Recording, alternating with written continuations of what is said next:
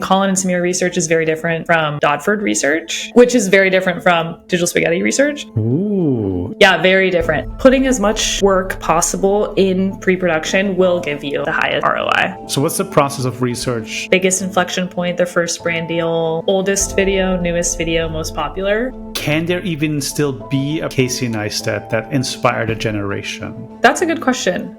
Mia and I met at the Press Publish NYC event, and I immediately knew I had to get her on the show, even though you probably never even heard her name. And that is because she's been working behind the scenes at Colin and Samir, Dodford, and now Patreon's Digital Spaghetti. She's the one digging through old videos, taking notes, and making creators go, "How did you know that?" In this episode, we break down how the best creators prep, what separates a forgettable video from a standout story, and we get her inside perspective on the future of the creator economy. Let me know what you think in the comments down below.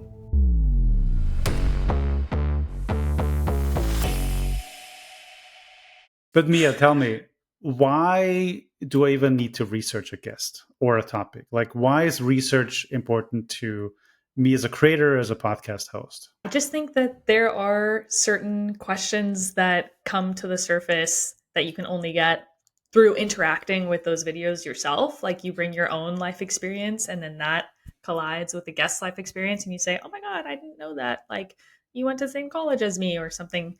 You know, it's all in the unexpected, but you have to do your homework first in order to understand what those interesting angles might be. And it's fun to kind of have a little Nardwuar moment of surprising the guest with the level of depth that you went into. But I'm kind of curious to know a little bit more about what you or how you approach research. Like, where do you even start and what do you look for? Yeah, it's interesting because I've done research for multiple channels, and Colin and Samir research is very different from Dodford research. Interesting. Yeah, very different, which is very different from Digital Spaghetti research. So in my head, there's like three processes. But for Colin and Samir, I really like watching videos as opposed to reading articles of each guest. So I just kind of scour YouTube for like any interview that the guest has done. And as I'm watching, if I notice myself leaning in or getting excited about something the guest has said, I'll take that quote and kind of throw it into like a centralized doc just so I have like a point of reference. Yeah, I think I start with as broad of a pool of sources as possible, and then I see like where I lean in and what's interesting to me. And so you said research for you means a lot of just like watching YouTube and like watching the guest interviews. Do you like have a physical notebook at hand where you write down things, or do you like pause and like copy links out like constantly? What's the actual process look like for you? Yeah, I do like to have Google Docs open in like another window and kind of as I'm watching, like copy and hyperlink quotes that I find interesting. But yeah, I do think sometimes writing notes by hand does help me remember like what's actually interesting. But yeah, with Colin and Samira, it would be watching a lot of the creator interviews and also going back on their social media to scour and see what's interesting and see way back when they started their channel. I always used to go oldest video, newest video, most popular, just to kind of get like an overarching look at their presence on YouTube. I guess that trifold gives you a pretty good perspective of what this channel is about. And when you worked for Colin and Samir, what did you learn there about being a creator? What lessons did you take away from that experience? Yeah, I mean, if you watch through a lot of the Colin and Samir interviews, you'll kind of see that they have a similar arc for most of them, at least, because they cover like obviously the businesses that these creators have built. So there's usually like an oh shit moment question where it's like, when did you realize, like, what was your inflection point? When did you realize that this was something that could actually work? And like, what was your first brand deal? And kind of questions that like jog their memory about when they first started, which I love because that kind of helps them like tell their business journey and there's something so gratifying about an inflection point for someone who we're speaking with, who we know has succeeded. But obviously at the time, like they didn't know it would work. And that's why like they had to just have blind faith. Another thing, like to actually answer your question, what I really learned was the quality of the interview can really be matched with how well they know the guest. And it seems obvious, but like if you're using an AI tool, maybe you'll get a great summary and rundown, but you're not going to like be in the thick of their story. And like the reason like Chicken Shop Date and Hot Ones and Nardwar especially are so exciting to watch is because they've really like sat in the guest story for a long time and they're able to add their own experience as a host like to that story, if that makes sense. There's questions that come up that really only percolate to the surface after you've like understood the guest thoroughly. So obviously as a research assistant I can say research is the key to a good interview. But yeah, I think all of the as how do I say this, putting as much work possible in pre-production will give you, I think, the highest ROI. Okay, so maybe now is then a good time. We touched on mostly Colin Samir, and we know that you work with Donford and now Digital Spaghetti. And you mentioned that working with those three teams looks very different, and what research is looks very different. So Yeah. can we maybe highlight some of the differences here?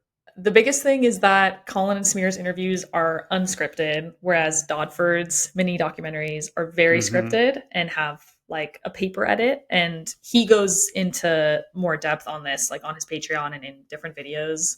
If you're not familiar with Dodford's work, it's all mini documentaries on celebrities, but it tells the story in their voice. So he really tries hard to not have voiceover. And so it's basically all quotes, but they're recontextualized in a way that like makes the story compelling. But yeah, he starts with a super broad brush and then kind of works backwards to find the most compelling moments of a celebrity's journey and then creates a paper edit. So the research docs that we would create as a team would be like 40 pages minimum. And we would find the storytelling framework and device through that. So it's just a document of hyperlinked quotes through like Act One, Act Two, Act Three. Danny built a team around him and really used the momentum that he had to make more of what he's doing. And now he's basically back down to himself, if I'm not mistaken. What's kind of your take on it? Like this whole debate between like, do you need a team? Should you build out a team? Is it better to work alone?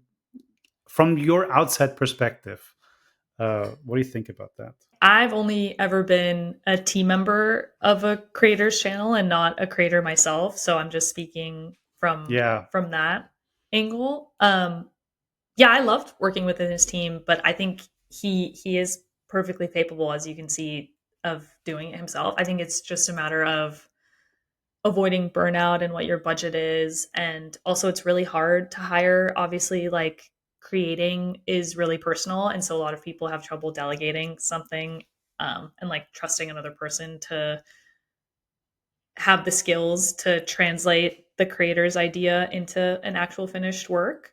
Yeah, he was a great boss and was great at like supporting us and very open to our ideas as well. And it felt very like symbiotic.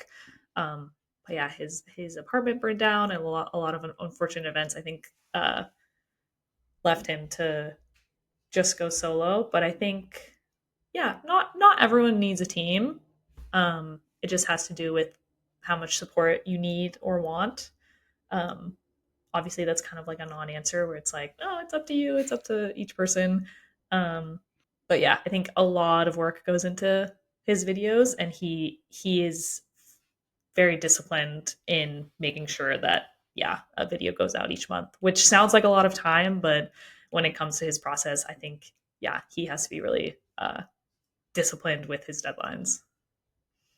But now you're at Patreon, which is like kind of the fuel of the creator economy. Like without Patreon, I don't know if the word creator would even exist with the infrastructure it provided for it. So, yeah, how did that happen? I was the lead researcher for Dodford's Greta Gerwig video, and we were thinking about creative ways that we might be able to market it. And Greta Gerwig's hometown is Sacramento. My Mm-hmm. oldest sister lives in Sacramento, and I texted her and I was like, "Hey, could you maybe put some flyers up around Sacramento on these specific locations where Greta Gerwig grew up going? It's significant to Lady Bird, kind of stuff like that." So we essentially thought of doing out of home marketing, and Mm-hmm. that got us a write up in the published press, which so happens to land in my current boss's inbox. And they were kind enough to link out to my website. And he reached out to me and asked, "Hey, see, you do research for Dodford. Could you maybe do that for Digital Spaghetti?" So, what's the process of research at Patreon? Because that is very much an established company with, I don't know, hundreds, thousands of people working there. It's interesting. And the unexpected connections also happen there because Digital Spaghetti, we're kind of like the Digital Spaghetti team is kind of in a unique position even Mm-hmm. within Patreon as a wider company because yeah, we get to have Jack as our host. That's a huge privilege. He makes the research process a lot easier because he actually is familiar with everything that goes on YouTube. Like he genuinely loves the space. And so when we bring him a guest, he almost always has already heard of them and is very eager to watch all the videos that we send him on the guest. And obviously is such a deep thinker. Like he has his own opinions on their work already. And so we're kind of just supplementing the angle that might come up with that specific guest. What's cool is like his enthusiasm is so unbridled like for the YouTube space, so he makes my job really easy as a research assistant because he's already like so excited. But now take me to the research project for Digital Spaghetti. What does that look like? And especially, how is that different to Colin and Samir? Because from the outside, the shows, if we're talking about the interview based shows, are very similar, right? Mm-hmm. One guy talking with another guy. So with Colin and Samir, it's more of an arc of the creator's background, whereas with Jack on Digital Spaghetti, he sits down to break down a specific video from that creator. And so the Digital Spaghetti research docs will always have like 3 suggestions that we think would be fun for Jack to break down. Like we kind of at this point know what his taste is. And so if there are a couple things that we think he might find exciting, we'll make those suggestions and like highlight our favorite. And then we do just like a short bio of the guest. He doesn't have as much time as other hosts might to allocate to kind of absorbing this information because he also has to keep Patreon, the company, running on a day to day. So it looks a little different than Colin and Samir. And so when you finished your research, what does that look like? What do you actually like hand over to be like, Mm-hmm. now you take it from here? For Colin and Samira would be like their biggest inflection point, their first brand deal, kind of like a short bio in the background and interviews with specific bullets in case they didn't have enough time to watch through the whole thing, like just taking out the highlights. Um, and the handover for Jack would be something similar, except we would have specific videos to break down and why, because on our show, as you know, it's Jack sitting down with the creator to specifically break down one piece of their work. So yeah, obviously he needs to know ahead of time what that piece is going to be. And Dodford was probably the biggest outlier since we all contributed, me and his head researcher and him as well. Like we all um, contributed breakdowns into the long story arc of this celebrity's career. So that was just like pages and pages of blue hyperlinks. And from my perspective, Colin Samir's guests are like the top creators, the ones that are really shaping the creator economy and like who are people talking about. Mm-hmm. And Digital Spaghetti is more the artistic side of the internet, I want to call it. Mm-hmm. Um, do you have any insights on the guest selection process there and like what makes a good Digital Spaghetti guest in the first place?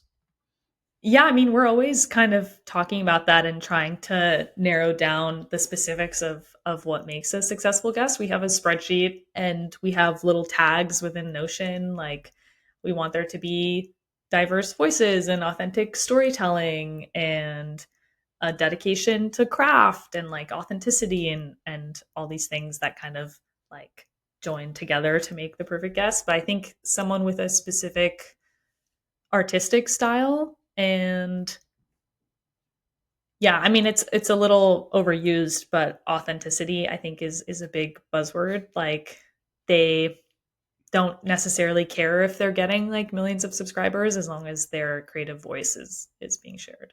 And what did you learn at Digital Spaghetti about the creator economy that you didn't already know or that you didn't learn at Colin and Samir? I think it's given me a lot more examples of how creators can even make a living. Like I just didn't realize that podcasting is such a huge part of um, Patreon's community. And like with Digital Spaghetti, there are some guests who do have Patreon accounts and some guests that don't. But I do think a lot of them are very like community driven, whereas the guests on Colin and Samira are very like entrepreneurial and kind of go out and start their own companies.